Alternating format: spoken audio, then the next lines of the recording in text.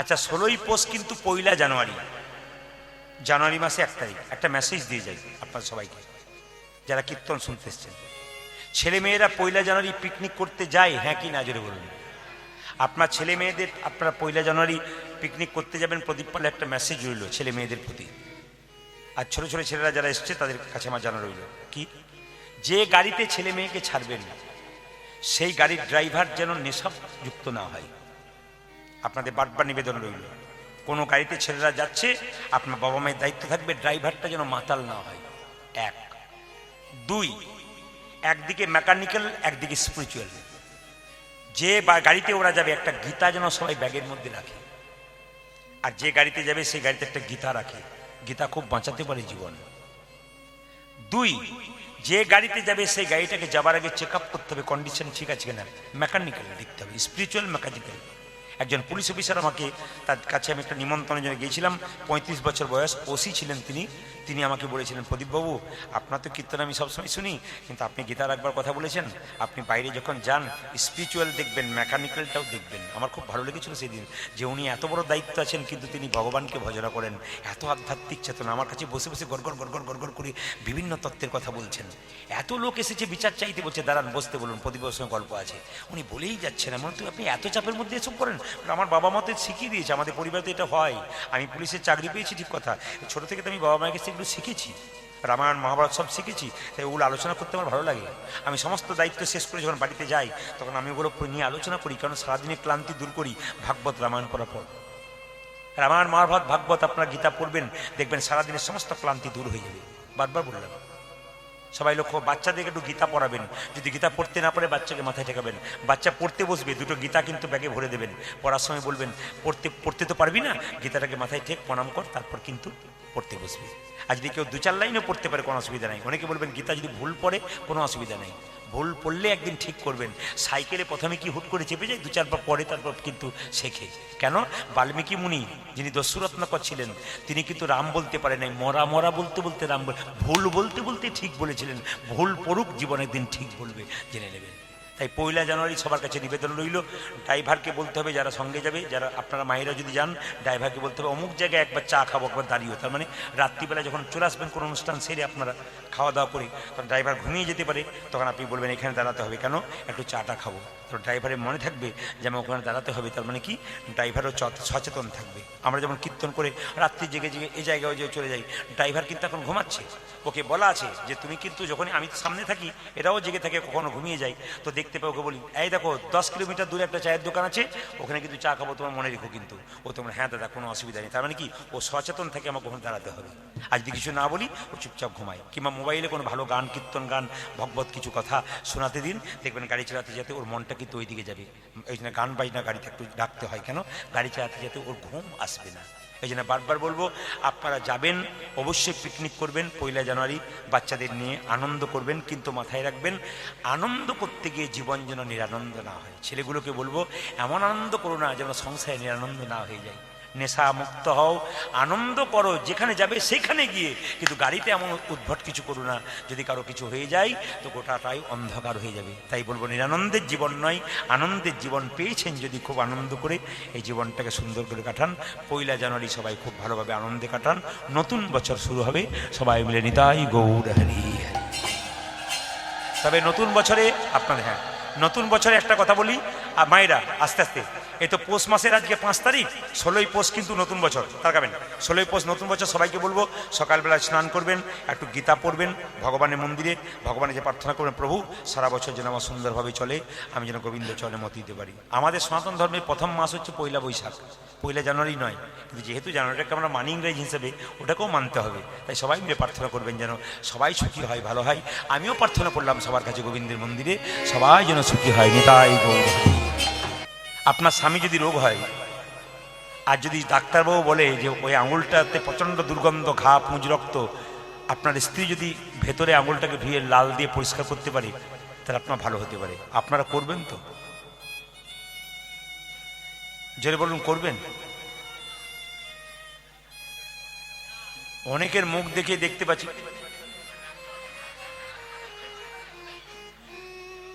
Camera যদি সামনে থেকে থাকতো তাহলে যিনি বিয়ে করেছেন তিনি বুঝতে পারছেন কাকে করেছেন। না না, দু একজন কিন্তু একবার সংসার বলেছে হ্যাঁ হ্যাঁ কোনো অসুবিধা নেই। আমি একটা জায়গায় গান করতে গেছিলাম, 35 বছর বয়স, স্বামী পঙ্গু হয়ে গেছে, ভালোভাবে বিয়ে হয়েছিল, বিরাট বড় লোক, পঙ্গু হয়ে গেছে। তার স্ত্রী কি করছে, বাচ্চাই তবু তার স্ত্রী তার স্বামী শিহরে বসে আছে, সেবা করছে, পায়খানা প্রস্রাব পরিষ্কার করছে নিজের হাতে। মাত্র মেয়েটার বয়স 27 আর স্বামীর বয়স 35। মেয়েটাকে জিজ্ঞেস করেন তোর বাড়ি কোথায়? বলে আমার বাড়ি বর্ধমানে। আমি মনে মনে ভাবলাম তোর বাবা মা কেমন আছে? বলে ভালো আছে। তোমার বাবার বংশটি খুব ভালো, গভীর জলের মাছ খুব মিষ্টি হয়, আর ভালো বংশের মেয়ে খুব ভালো হয়। একটি মেয়ে যখন শ্বশুরবাড়িতে এসে ভালো ব্যবহার করলো, পাড়ার লোক বলবে ওর বাবার বংশটা ভালো, কারণ মেয়েটা সংসারের ব্যবহারটা ভালো করছে। আর আপনি খারাপ ব্যবহার করবেন, লোকে বলবে ওর বাবার বংশ ভালো নয়, বলে মেয়েটা তো মুখ হয়, এত খারাপ হয় মেয়েটা। বাবার মান রক্ষা করবার জন্য মেয়েদের কিন্তু সংসারে ভালো ব্যবহার করতে হয়। এগুলো শেখাবেন সবাই, সবাই তাকান মায়ের। তো দশরথ বলল কৌশল্যা এইদিকে এইদিকে এইদিকে একবার এসো তো, আমার আঙুলটা কি তুমি মুখ দিয়ে লালাটা দিয়ে পরিষ্কার করতে পারবে? কৌশল্যা বলে সব পারবো। কৌশল আবার বেশি বিশ্বাস ছিল, বলে সব পারবো, এটা পারবো না। আচ্ছা আচ্ছা আচ্ছা সুমিত্রা তুমি স্বামী, আমার দ্বারা হবে না। যাকে বিশ্বাস করতে পারে না সে ছুটে লোকে কই কই স্বামী আমি পারবো, তুমি পারবে? আমি তোমাকে বিশ্বাস করতে পারি না, তুমি পারবে? হ্যাঁ আমি পারবো। কারণ মেয়েদের সবচাইতে দামি জিনিস হলো স্মৃতির সিঁদুর হাতের শাখা। যতদিন আপনার স্বামী আছে ততদিন বুঝতে পারছেন না, স্বামী চলে গেলে বুঝতে পারবেন কি দাম আছে। দাঁত থাকতে দাঁতের মর্ম কেউ বুঝতে পারে না, দাঁত চলে গেলে বুঝতে পারবেন দাঁতের কি ব্যাপার। সবাই তাকান যে যেখানে বসে আছে। আপনার দুর্গা পুজোর সময় সিঁদুর খেলেন না? জোরে বড় না, সিঁদুর খেলা করেন না? অনেক জায়গায় দেখি সিঁদুর নিয়ে খেলা হয় না, সিঁদুর নিয়ে ও দৌড়ে ওকে মুখে দিয়ে দিচ্ছে, নাকে দিয়ে দিচ্ছে, মাথায় দিয়ে দিচ্ছে, সিঁদুর মাটিতে পড়ে যাচ্ছে। মায়েরা, সিঁদুর খেলার জিনিস না। সিঁদুর স্মৃতিতে দেবার সময় যদি মাটিতে পড়ে যায় তবে স্বামীর আয়ু ক্ষয় হয়, এত সোজা নয়। সিঁদুর নিয়ে খেলা করবেন না। সিঁদুর হলো ভালোবাসার জিনিস, সিঁদুর হচ্ছে শ্রদ্ধার জিনিস।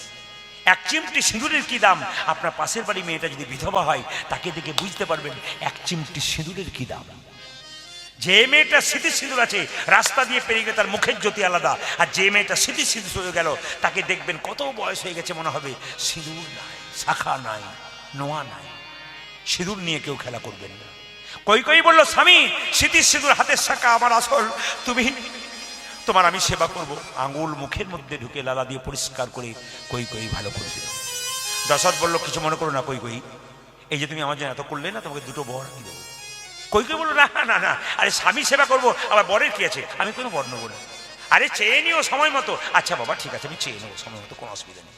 মায়েরা, একদিন রাজা দশরথ, সবাই তাকান, সিংহাসনে বসে আছে, আয়না নিয়ে দেখছে নিজের মুকুটটা, রাজমুকুটটা বাঁ দিকে হেলে গেছে, আর এখানকার চুলগুলো পেকে গেছে। তাকাবেন সবাই, যাদের এখানকার চুল পাকছে তারা শুনবেন ভালো করে।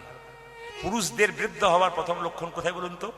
ওপরের চুল পাকা নয়, এইখানকার চুল পেকেছে মানে শুরু হলো আর কি। আপনি রাস্তা নিয়েছেন না, না যার পেকেছে ভয় খাবেন না। হরে কৃষ্ণ। এই যে দেখান সবাই লক্ষ্য করুন, রাজা দশরথ দেখছে আমার চুলটা পেকেছে আর রাজমুকুটটা হেলে গেছে। তার মানে রাজমুকুটটা বলতে চাইছে রাজা তোমার মাথায় আর থাকবো না, তোমার কাছে থাকবো না, তুমি আবার ছেলের উপর দায়িত্ব দাও। সারা সংসারের মালিক হলেন ভগবান, সারা সংসারের মালিক নয়, সারা জগতের মালিক হলেন ভগবান। কিন্তু একটা সংসারের মালিক কে বলুন তো? সরকার থেকে যদি আসে আপনাদের বাড়ির মালিক কে, তো আপনি কি বলেন? বাজারে গেছে আসুক। আপনার স্বামী যখন বয়স হয়ে যাবে, আপনি সংসারের মালিক, আপনি সংসারের রাজা, সংসারে হাল ধরেছেন, আপনার রাজমুকুটটা হেলে গেছে কখন বুঝবেন? আপনি সংসারের রাজা, খুব দায়িত্ব পালন করছেন, রোদে ঘেমে পরিশ্রম করছেন সংসারের জন্য, আপনার রাজমুকুট হেলে গেছে কখন বুঝবেন? দাদা ভাইরা, যখন দেখবেন রোদ্রে ঘেমে পরিশ্রম করে বাড়ি ফিরলেন, আপনার বৌমাকে এক গ্লাস জল চাইলেন, 1 ঘন্টা পরে 1 গ্লাস জল এলো, তখন বুঝবেন আপনারও রাজমুকুট সরে গেছে। মায়েরা, যখন দেখবেন আপনার বৌমা হবে, ছেলে বড় হবে, বৌমা হবে, নাতি হবে, যখন দেখবেন 1 গ্লাস জল চাইবেন, ওরা দিতে দেরি করছে, তখন বুঝবেন আপনার প্রয়োজন ওদের কাছ থেকে ফুরিয়ে গেছে, আর আপনাকে চাইছে না। পাক্কা কথা। আপনি একটা পোশাক চাইছেন ছেলের কাছ থেকে, বৌমার কাছ থেকে অর্ডার নিতে হচ্ছে, তখন বুঝবেন আপনাকে ওরা চাইছে না। রাজা দশরথ বলল কালকেই রামকে রাজা করব, দেরি করব না, রাজ্য অভিষেক হবে রামের। কই কই ফুলের মালা গাচ্ছে, একজন মেয়ে কানে কানে বলছে এ কই কই, বলবেন আপনারা, এ কই কই কি করছিস? বলে ফুলের মালা গাচ্ছি। কি জন্যে? রামের গলায় পরাবে বলে, রাম রাজা হবে। মেয়েটি বলল রাম রাজা হবি তো তোর কি গেল, কৌশল্যা হবে রাজমাতা, তুই তো ভিখারিনী হবি। সঙ্গে সঙ্গে মেয়েটি বলল তাই নাকি? সত্যি তো তাই। বলুন তো মায়েরা, কে কানে বিষ ঢাললো? মেয়েটির নাম কি? বাচ্চারা বলেছে, আপনার জন্য বলুন, কে বলুন তো? মন্থরা। এমনভাবে বলছেন আপনারা পাড়ার লোক বোধ হয়। না না, পাড়ায় পাড়ায় মন্থরা আছে, এখানেও মন্থরা আছে, এখানেও দু চারজন মন্থরা দেখতে পাচ্ছি। কারা বলুন তো? আপনি কীর্তন শুনছেন, আমার কানের সামনে দিব্যি গল্প করছে, বুঝবেন মন্থরা পার্টি চলে এসছেন, পাক্কা জেনে নেবেন। পাড়ায় মায়েরা লক্ষ্য করুন, এই জগতে কেউ যদি বিষ খায় তবে সে হসপিটালে গেলে বেঁচে গেলেও যেতে পারে, কিন্তু কানে যদি কেউ বিষ নেন আপনার গোটা সংসারটা নষ্ট হয়ে যেতে পারে। তাই আমার প্রত্যেকটি মায়েদেরকে বলে যাব, যখন আপনি সংসারে হাল খুব সুন্দর ধরেছেন, ভালো করে সংসার চালাচ্ছেন, তখন দেখবেন আপনার পাশে পাড়ার মেয়েরা বলবে অত তোর খাটাখাটলি করার কি দরকার আছে, বসে বসে ওরা খাবে, তুই খেটে মরবি, দেখবি মজা, রোগ হলে একদিন বুঝবি। বুঝবেন তখন আপনার কানে বিষ মারছে, ওদের কাছ থেকে বিষ নেবেন না, হরিনাম নামক অমৃত নিন, আপনার জীবন এবং সংসার নিতাই গৌর হরি বল বলি সুন্দর। কই কইকে বলে উঠলো, কই কইকে বলে উঠলো মন্থরা, কি দুটো বর তোর পাওনা ছিল, এক বরে রামচন্দ্রের 14 বছরের বনবাস, এক বরে পুত্র ভরতের সিংহাসন লাভ। কি করে চাইবো এই আনন্দের দিনে, কি করে চাইবো? বলছে কালকে রাম রাজা হবে, আজ থেকে তুই বিছানায় মুখ লুকিয়ে কান। রাম রাজা হবে সকালবেলায়, কই কই কাঁদছে, দশরথ খুঁজছে আমার কই কই কই, দেখছে কি ব্যাপার কি ব্যাপার কি ব্যাপার, তুমি কাঁদছো কেন? কই কি বললো, স্বামী আমি তো তোমাকে সেবা করেছিলাম, দুটো বর পাওনা ছিল, এক বরে রামচন্দ্রের 14 বছরের বনবাস, এক বরে পুত্র ভরতের সিংহাসন লাভ। দশরথ কই কই পা দুটো জড়িয়ে ধরে বলছে, কই কই তুমি আমার স্ত্রী, তোমার পা ধরতে আমার লজ্জা করছে, কিন্তু আমার রামকে তুমি বনবাসে পাঠিও না, আমি রাম ছাড়া, আমি যা চাইছি তোমাকে দিতে হবে, তুমি কথা দিয়েছো আমাকে। রামচন্দ্র ছুটে এসে বলল, মা পিতৃসত্য পালন করবার জন্য আমি 14 বছরের জন্য বনবাসে যাব। যখন কৌশল্যার কাছে বিদায় নিচ্ছে রামচন্দ্র, মা কৌশল্যা বলল, রাম তুই তো 14 বছরে বনে থাকবি, তোকে তো দুধ খাওয়াতে পারবো না, এক বাটি দুধ খেয়ে নে বাবা, তখন আমি বেঁচে থাকবো কিনা জানি না, আমি তোকে নিজের হাতে দুধ খাওয়াবো। কই কই ছুটে এসে দুধের বাড়িটাকে কেড়ে ফেলে দিল। রামচন্দ্র বলল, মা একবার তো আমাকে বনবাসে পাঠালে, তারপর আবার দুধটা ফেলে দিলে, বুঝতে পারবে দুধ ফেলে দেওয়ার কি লাভ। এই মুখ থেকে তুমি দুধের বাটি ফেলে দিলে এর কি কি কি কি হবে তুমি পরে বুঝতে পারবে। মায়েরা, রামচন্দ্র 14 বছরের জন্য বনবাসে গেল, পুত্র ভরত কিন্তু ছিল না, কই কই ছেলে ভরত ওখানে ছিল না, মামার বাড়িতে ছিল, ছুটে এলো। মাকে বলল, মা তুমি আমার দাদাকে বনবাসে পাঠিয়েছো, আচ্ছা দেখাচ্ছি মজা, 14 বছর বাড়ির মধ্যে আবদ্ধ করে রেখে দিই, তোমাকে আমি মা বলবো না। মা যদি মায়ের মতো না হয়, সেই মাকে মা বলা যায় না। ভরত 14 বছর কই কইকে মা বলে দেয়। বাবা যদি বাবার মতো না হয়, সেই বাবাকে ত্যাগ করা যায়। কে করেছিল? ভক্ত প্রহ্লাদ হিরণ্যকশিপুকে। আর মায়েরা, গুরু যদি গুরুর মতো না হয়, সেই গুরুকে ত্যাগ করা যায়। কে ত্যাগ করেছিল জোরে বলুন, কে ত্যাগ করেছিল বলুন, কে ত্যাগ করেছিল? বলি মহারাজ শুক্রাচার্যকে ত্যাগ করেছিল। 14 বছর রামচন্দ্র বনবাসে চলে গেছে। ভরত গিয়ে বলো, দাদা আমি সিংহাসনে বসবো না, তুমি আমার দাদা, আমি কোনো মত। ভাই পিতৃসত্য পালন করবার জন্য 14 বছর বনে এসেছি, আমি ফিরে যাব না, কিন্তু তুই আমায় এত ভালোবাসিস, হ্যাঁ আমি যাব না, আমি তোমার সঙ্গে বনের, সংসারটা ধ্বংস হয়ে যাবে, রাজ্য ধ্বংস হয়ে যাবে, তুই যা। আমি কি করব দাদা? আমার এই খরম যুগল তুই নিয়ে যা। ভাই ভরত রামচন্দ্রে খরম যুগল সিংহাসনে রেখে নিজে নিচে কুশাসনে বসে রাজ্য পরিচালনা করল। রামচন্দ্র 14 বছর পর বনবাস থেকে আসছে, বিমাতা কই কই ঘরে বসে কাঁদছে, ওরে রাম 14 বছর পর তুই যখন বনবাস থেকে আসবি, এক হাতে নেবো নবনীর ভাণ্ড, এক হাতে বিষের ভাণ্ড, তুই যদি আমায় মা বলে ডাকিস, আমি তোকে এই নবনীর ভাণ্ডটা মুখে তুলে দেবো, আর যদি মা বলে না ডাকিস, আমি বিষের ভাণ্ড মুখে নিয়ে প্রাণ ত্যাগ করবো। রামচন্দ্র বনবাস থেকে আসছে, আর বিমাতা কই কই কাঁদতে কাঁদতে যাচ্ছে। ভক্তগণ গাইছে, জয় জয় রঘুপতি রাঘব রাজা রাম পতিত পাবন সীতারাম। ধরি জয় জয় রঘুপতি রাঘব রাজা রাম পতিত পাবন সীতারাম। জয় জয় রঘুপতি রাঘব রাজা রাম পতিত পাবন সীতারাম রঘুপতি রাঘব রাজা রাম পতিত পাবন সীতারাম ধ্বনি রঘুপতি রাঘব রাজা রাম পতিত পাবন সীতারাম ঈশ্বরী আল্লাহ তেরে নাম সবকো সুমতি দে ভগবান ঈশ্বর জানা তেরো নাম সবই কসুমতি দে ভগবান ও যে ঈশ্বরী আল্লাহ তেরো নাম সবকো সুমতি দে ভগবান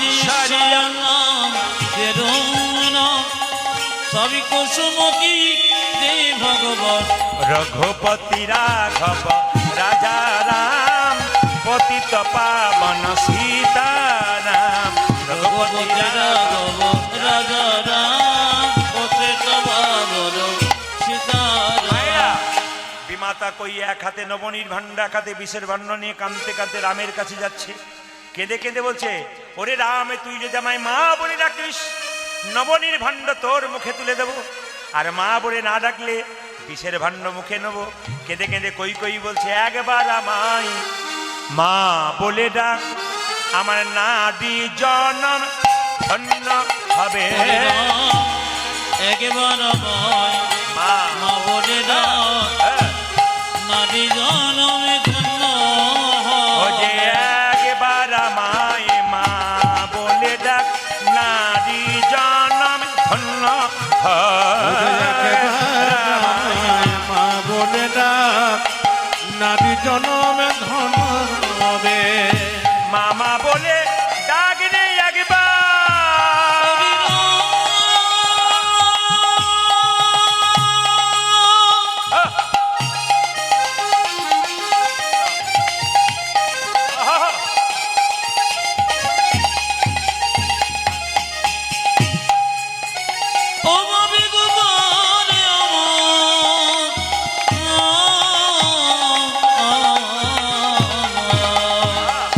মামা বলে ডাকিলে একবার নারী জনমে ধন্য হবে। একবার আমায় মা বলে ডাক, নারী জনম ধন্য বোঝা যায় একবার আমায় মা বলে ডাক নারী জনম ধন হবে রামচন্দ্র এগিয়ে সে কই কইকে জড়ি ধরলো, বললো মা তুমি কেমন আছো?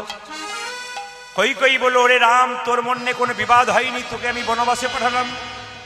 কই কইকে রামচন্দ্র বললো, মা গো তুমি বনবাসে পাঠিয়েছিলে বলে কত সাধু সন্ন্যাসী উদ্ধার হলো, কতজন অপেক্ষা করছিল আমার চরণ পাবার জন্য, তোমার জন্য আমার কত সাধুগুরু বৈষ্ণব উদ্ধার হলো।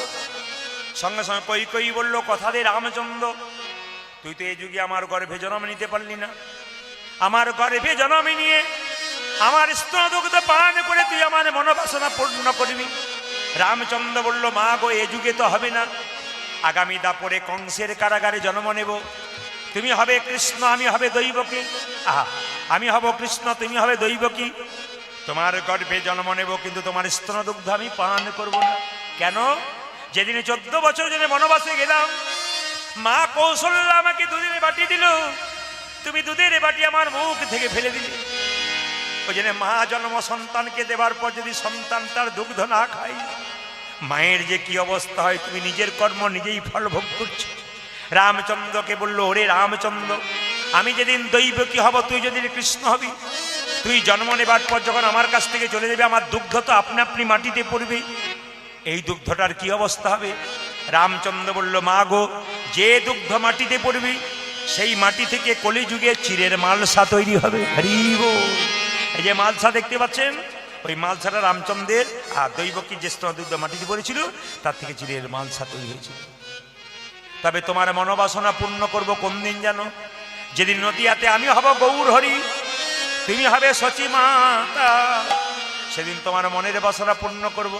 রামচন্দ্র বনবাস থেকে এসেছে আর ভাইকে জড়িয়ে বললো, ভরত তুই আমার জন্য এত করেছিস, 14 বছর তুই সিংহাসনে বসিসতি, তোর এত ত্যাগ ভাই, আমি তোকে কথা দিলাম আগামী দাপরে আমি যখন কৃষ্ণ হব রে ভরত, তুই আমার সুদামা হবি, কিন্তু শুধু সুদামা নয় তুই আমার বন্ধু রূপী জনমিনী বিদায় গৌর হরি জনমিনী বন্ধু রূপে জনমিনী তুই আমার বন্ধু রূপে জন্ম নেবি সুদামা হয়ে জন্ম নিবি বন্ধু হয়ে জনমিনী সুদামা রূপে জন্ম নিবি পরের বন্ধু হবি সুদামা রূপে জন্ম নেবে বন্ধু তুই সুদামা রূপে জন্ম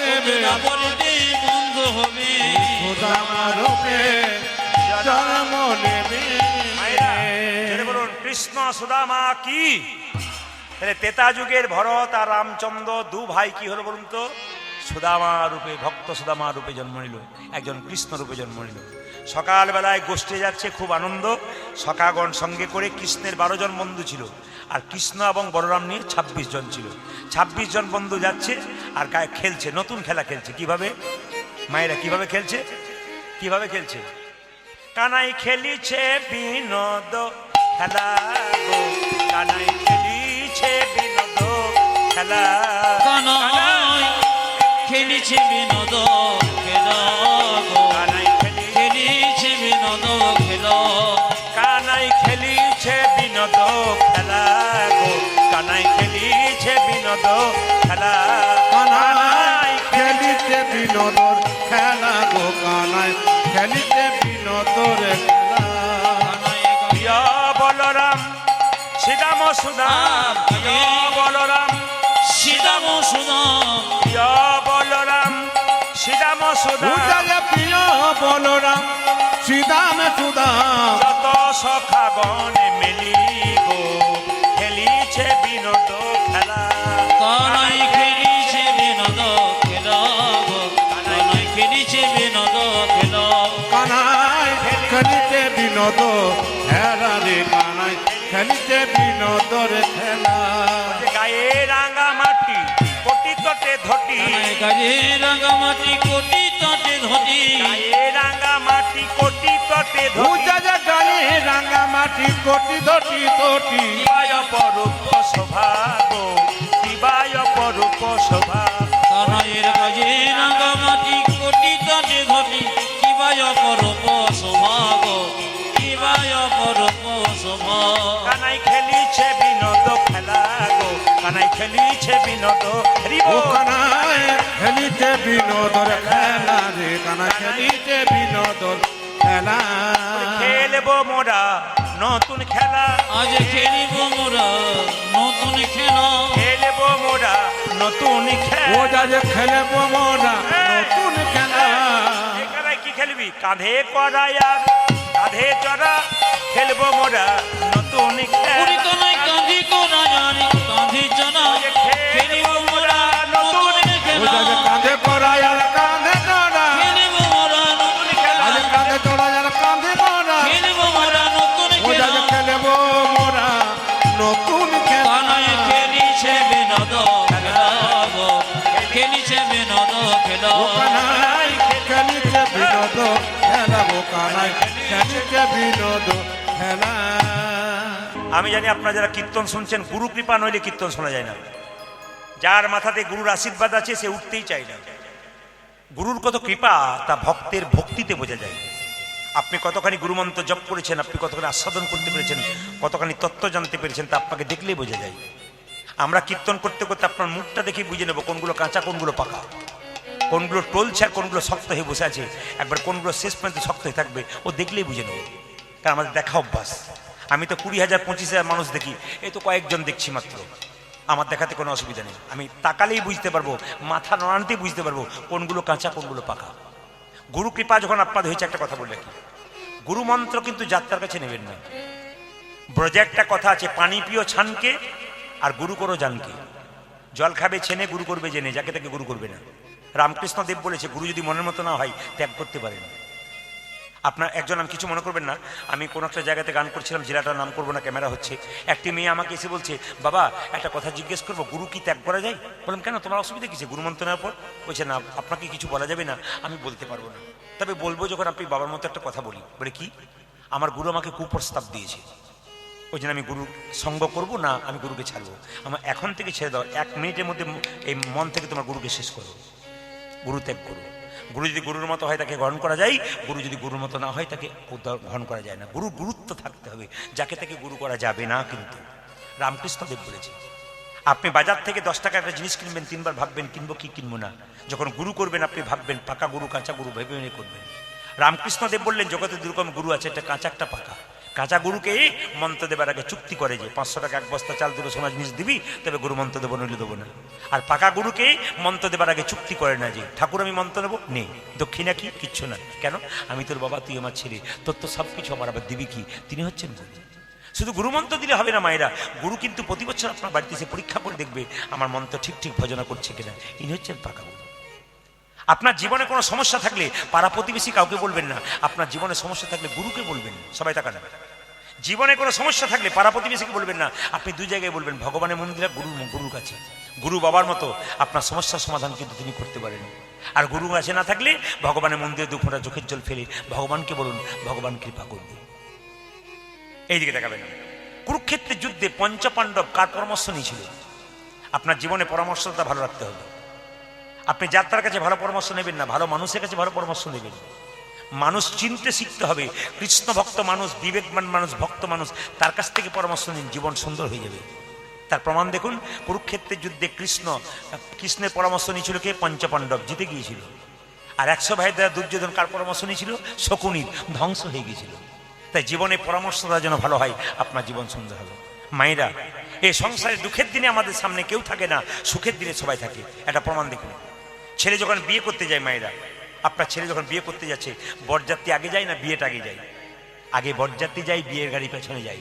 আনন্দের দিনে সবাই বরযাত্রী হয়ে আনন্দ করে সুখের দিনে যাচ্ছে, কিন্তু আপনি যদি মরে যাবেন, আপনার মৃতদেহটা আগে আগে যাবে, আপনার আত্মীয় স্বজন আপনার পেছন পেছন যাবে। এর থেকে শিখে নিন, দুঃখের দিনে মানুষ পেছনেই, আর সুখের দিনে মানুষ আগে আগে যায়। এই জন্য যা করেছেন করেছেন। সংসার মানে কি? সং মানে সাজা, সার মানে কৃষ্ণচরণ।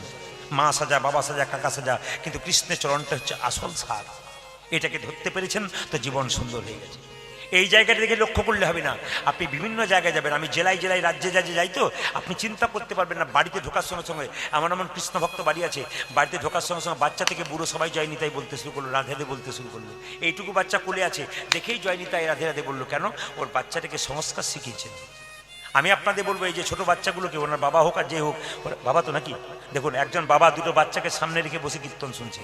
আমি দেখেই বুঝতে পেরেছি বাচ্চার বাবা। কেন এসেছেন? উনি এনেছেন কেন? উনি ধরে এনেছেন বসবি। আর বাচ্চাগুলো দেখুন চুপচাপ শুনছে, বাবা যেমন শুনছে ওরা শুনছে। কেন? বাবা বাবার মতো হতে হবে। শুধু পড়াশুনো করে টাকা রোজগার করার মেশিন তৈরি করলে হবে না, বিবেক জন্মাতে হবে। ওরা যখন বাবা হবে, তখন ওরা যখন বড় হবে, তখন উনি বুড়ো হবেন, উনি গ্যারান্টি দেবেন আমার ছেলে চরিত্রহীন হবে না, মাতাল হবে না, আমার ছেলে কৃষ্ণ ভক্ত হবে। কেন? আমি ধরে ধরে ওনাকে ভালো জায়গাতে নিয়ে গিয়েছিলাম। বাবা মায়ের কর্তব্য হচ্ছে ছেলে মেয়েকে ধরে ধরে ভালো জায়গায় বসানো। সিনেমা দেখবার সময় ছেলে মেয়েকে নিয়ে দেখবেন, আর সিনেমা খারাপ খারাপ দৃশ্য হবে একসঙ্গে দেখবেন, আপনাদের লজ্জা করবেন? আর হরিবাসরে যখন ভালো কথা হয়, কৃষ্ণ কথা হয়, তখন আসতে লজ্জা করে, বাচ্চাকে আসতে দেন না। সবচেয়ে দুঃখের ব্যাপার আমাদের হিটে। রাত্রিবেলা ছেলে 12টা পর্যন্ত বাইরে থাকবে, তাতে কোনো ক্ষতি নাই, কিন্তু কৃষ্ণ মন্দিরে ছেলেকে একবার বসতে বলতে পারবেন না। কি করছে? ওই সব বন্ধুদের সঙ্গে আছে। আজকে দেখুন একাদশী, মুসলিম সমাজ দেখবেন 12 মাসের মধ্যে একটা মাস রোজা হয়, দেখবেন ওদের একবার 8 থেকে 80 বছর পর্যন্ত সবাই দেখবেন রোজা রাখে, থুতু পর্যন্ত গেলে না। আর আমাদের ছেলেগুলো কলেজে পড়াশোনা করে জিজ্ঞেস করবেন একাদশী করে না? আর ওরা সব মা কাকিমারা করে, আমাদের কি ওসব করে নাকি? মানে ছোট থেকে আমরা শিক্ষা দিতে পারি নাই যেগুলো তোদেরও দায়িত্ব আছে। মনমোহন সিং প্রধানমন্ত্রী ছিলেন, মাথার পাগড়িটা খোলেন না কেন? ওর মা শিখিয়ে দিয়েছে এটা তোর ধর্ম, তুই প্রধানমন্ত্রী হ আর রাষ্ট্রপতি হ, তোর মাথার পাগড়ি কিন্তু থাকবে, এটা তোর ধর্ম। ধর্মকে রক্ষা করার প্রত্যেকটি মানুষের দায়িত্ব আছে। তাই প্রতিটি মানুষের কর্তব্য, সনাতন ধর্মের মানুষ আপনারা আপনার ধর্মটাকে রক্ষা করার দায়িত্ব আছে। এগুলো ছেলে মেয়েকে শেখাবেন, নইলে ছেলে মেয়ে উল্টো জায়গায় চলে যাবে। একটা প্রমাণ দিয়ে দিই, এই যে মাগুলো আসছে বাচ্চা মেয়েদেরকে নিয়ে কীর্তন শুনতে আসছে, আবার যদি চলে যায় হুটফাট করে, তাহলে মায়ের কাছ থেকে বাচ্চা কি শিখে গেল? কি শিখে গেল বলুন? একটা প্রমাণ দিয়ে দিই। একটা 18 বছরের মেয়ের বিয়ে হয়ে গেল, মেয়ের মা আর বাবা বলছে খুকি কাঁদিস না। বলে কেন? আমি তোকে কথা দিলাম মাসে মাসে তোর বাড়ি যাব, তুই কাঁদবি না, তবে একটা কথা রাখ। বলে কি? শ্বশুর বাড়ি যাবি, ভালো ব্যবহার করবি। শুনবেন ভালো করে, মা বাবা বোঝাচ্ছে, শ্বশুর বাড়ি যাবি, ভালো ব্যবহার করবি। বলে কেন? শ্বশুরকে প্রণাম করবি, শাশুড়িকে ভক্তি করবি। আমি তোর বাবা, আমি তোর মা, শিক্ষা দিলাম। মেয়ে বললো ঠিক আছে। মেয়ে গেল, অষ্টমঙ্গলা পেরোতে না পেরোতে ঝগড়া শুরু করে দিল। ছেলের বাবা ফোন করে মেয়ের বাবা বলছে, আপনি কেমন মেয়ে দিলেন আমাকে? বলে কেন? আপনার মেয়ে তো এসে থেকে ঝগড়া করছে। মেয়ে যখন অষ্টমঙ্গলা করতে বাড়িতে এলো, তখন তার বাবা মা বলছে, খুকি তোকে এত করে বোঝালাম, তুই ঝগড়া করিস না, তুই করলি কেন? মেয়ে কি উত্তর দিচ্ছে দেখুন, মা 18 বছর ধরে বাড়িতে যেটা শিখলাম সেটা ওখানে করব, না শেষ দিনে যেটা শেখালে ওটা করব? মেয়ের মা বলছে, বুঝতে পারলাম না, 18 বছর ধরে আমি ছোট থেকে দেখতে পেলাম তুমি ঠাকুমা দাদুর সঙ্গে খালি ঝগড়াই করে গেলে, আমি তো ঝগড়া শিখেছি তাই ওইটাই ওখানে ব্যবহার করলাম, শেষ দিনে বলে আর কোনো লাভ হবে না। শিক্ষা যদি দেবেন বাচ্চা মেয়েকে ছেলেকে, ছোট থেকে দেন। রামকৃষ্ণ দেব বলেছেন, বাচ্চার মন কাঁচা বাঁশের মতো, যেদিকে বাঁকাবেন সেদিকে বাঁকবে, বাঁশ মোটা হয়ে গেলে আর কোনো ক্ষমতা নেই। ছেলে হাতে মোবাইল তুলে দিচ্ছেন, খুব মজা লাগছে, বাচ্চা ছেলেকে মোবাইল দিচ্ছেন, যখন বড় হবে সেদিন বুঝতে পারবেন ওই বাচ্চা আপনার কি ধ্বংস করছে। এখন তো খুব মজা লাগছে, অনেক মা আমাকে আনন্দ করে বলে, বাবারে আমার ছেলে মোবাইল ছাড়া খায় না। কি আনন্দ, দেখবেন একদিন কি অবস্থা হয়। এটা হাসি নয়, এটা ধ্বংসের পথ খুঁজে আনছেন। মোবাইল আমাদের আশীর্বাদ বটে, কিন্তু মোবাইলের দাস যেন আমরা না হয়ে যাই। মোবাইল আমাদের জীবন আশীর্বাদ, কিন্তু এটা দাস হতে চলবে না। আর বাচ্চার হাতে মোবাইল কোনো দিন দেবেন না। ওদের এডুকেটেড হবে, ওরা এডুকেশন শিখবে, উচ্চশিক্ষায় শিক্ষিত হোক, সব কিছু করুক, কিন্তু বাচ্চাকে একটু আচার শেখাবেন, বিবেক শেখাবেন, বৈরাগ্য শেখাবেন। এইটা হচ্ছে সবচেয়ে দামি কথা। তাই যে যেখানে বসে আছেন মায়েরা, গুরু যদি করতে হয় সবাই লক্ষ্য করুন, গুরুর নাম কিন্তু আপনারা নেবেন, কিন্তু নাম নেবার আগে একটা কথা বলবেন। আপনাকে জিজ্ঞেস করবে আপনার গুরুদেবের নাম কি, কানে হাত দিয়ে বলতে হয় গুরুদেবের নাম। যখনই গুরুদেবের নাম কেউ জিজ্ঞেস করবে, শিখে নিন কি করতে হবে, কানে হাত দিয়ে। আমার গুরুদেবের নাম প্রভুপাদ গোপাল গোস্বামী, আচ্ছা আচ্ছা, কিংবা শ্রী গোপাল গোস্বামী, প্রণাম করি, এরকম করে গুরুর নাম করতে হয়। গুরুর ছবি বাড়িতে রাখবেন। অনেকে দেখেছি বাড়িতে কৃষ্ণ রেখেছেন, তার পাশে গুরুকে রেখেছেন, কৃষ্ণের পাশে গুরুকে রেখেছেন। আমি জিজ্ঞেস করলাম কৃষ্ণের পাশে কেন? বাবারে গুরু ভগবান পাশে রেখেছি না, শাস্ত্র বললো ওটা নিয়ম নয়। কি? গুরুর কৃষ্ণের ছবিও পড়ে, গুরুর ছবি নিচে। কৃষ্ণের পায়ে তুলসীপত্র, গুরুর পায়ে নয়, গুরুর বক্ষে চন্দন দিয়ে দেবেন। রাধারানীর হাতে তুলসীপত্র, গোবিন্দের চরণে তুলসীপত্র। গোবিন্দের মাথায় আপনারা মুকুট স্বরূপ কি দিতে পারেন? যদি মনে করেন গোবিন্দকে সোনা পরাবো, আপনার ইচ্ছা আছে কিন্তু আপনি পারছেন না সোনা পরাতে, আপনি তুলসী গাছের মঞ্জুরি গোবিন্দের মাথায় দিন, ওটাই সোনা পরানোর সমান হয়। শাস্ত্র পরিষ্কার করে বর্ণনা করছে। তবে একটা শেষ কথা বলে যায় আপনাদের কাছে, শ্রীমদ্ ভাগবতের 10ম স্কন্ধের 80তম অধ্যায় পরিষ্কার করে বলেছে, যে গুরু ভজে সে আমায় ভজে, আর যে গুরু পূজে সে আমায় বুঝে। যে ভক্ত গুরুকে ভজন করে, গুরুর আদেশ মানতে পারে, আমি তাকে ভালোবাসতে পারি। কৃষ্ণ নিজের মুখে বলেছেন।